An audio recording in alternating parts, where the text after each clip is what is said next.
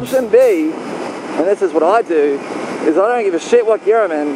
I just want to ride the bike so it's not labouring, and so I'm, you know, I have enough, you know, torque there, ready, acceleration, whatever you want to call it, ready, you know, for me to zip through traffic and change lanes and go up hills and do all that kind of shit. So I mean, I don't even know what gear I'm in now, right? But I'm going up a hill and I'm doing about 8 grand, so I'm just going to stay like that. I don't need to know what gear I'm in. That's irrelevant. I just want to have, you know, high revs for the hill. Now I'm going to come to a red light, so I'm going to slow down. My revs are dropping, so I'm going to gear down. I'm going to gear down again. I don't know what gear I'm in now. I might be in third, I might be in second. I think I'm in second, let me try. Yep, I was in second then, right? But, you know, whether I knew or not, it didn't really change anything. You just ride to, I'm really finding it hard to explain this. I just can't get this guy's business name out of my head. Right in front of me here, Cockram.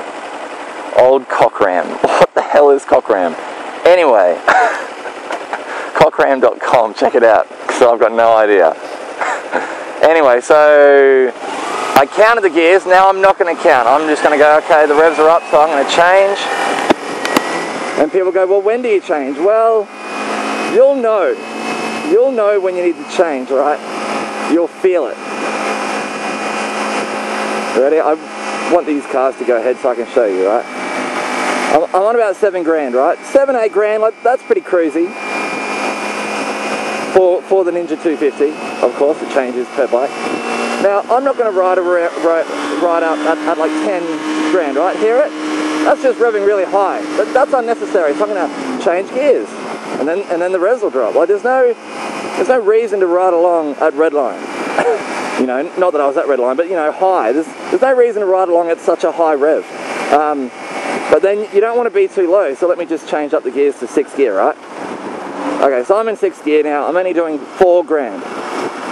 4,000 revs, which is very low. And I can feel in the throttle that there's no power there. If I had to get moving, like I do now.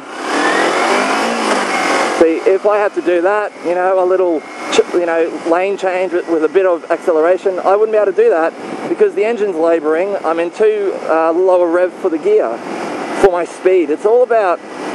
I'm a horrible explainer, I'm so sorry. It's all about matching the revs to your speed, really. So, anyway, I do find though that most people that ask me, you know, when do I change gear, I'm really worried. Most of those people haven't actually started to ride yet. You know, they're about to get a bike and they've watched the How to Ride video and you know, and they hear people talk about gear changes and then they go, oh, well, how do I know when to change gear? You'll just know. You'll figure it out. You'll feel it in the engine. You'll feel when you're too low and you'll feel when your revs are too high. It's just experience. And then the second thing would be people that come from driving a car to riding a bike. Now, driving a car, the revs are entirely different. I mean, my bike redlines at 12,000 revs. And a car, let's just say this car in front of me, the Toyota Orion, this probably redlines at about 6 grand, I would guess. Most cars average between, you know, 5 grand and 7 or 8, but you know, 6 is safe.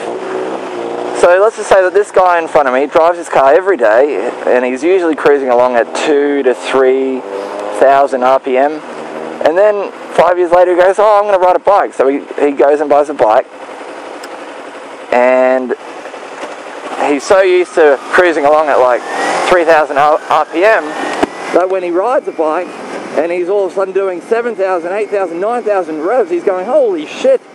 He's going, holy shit, I'm revving the shit out of the bike. I need to gear up. I need to be in a higher gear to get the revs low. I need to get the revs down around 3 because that's what I'm used to. You know, that's how I drove my car. It must be the same for a bike. You know, so some people like that probably find the transition hard. Someone messaged me once and said, oh, I ride along on 7 grand. It sounds like it's too much for the bike.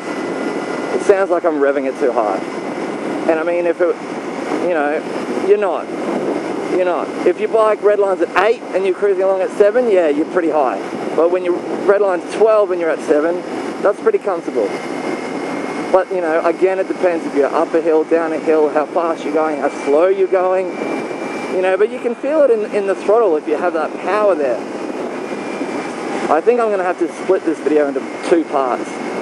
So if you're watching this right now, you might already actually be in part 2, because I have no concept of time. Just like I have no concept of what gear I'm in. But anyway, long story short, you know, if you want to count gears, that's cool. Count gears all you like, that's fine.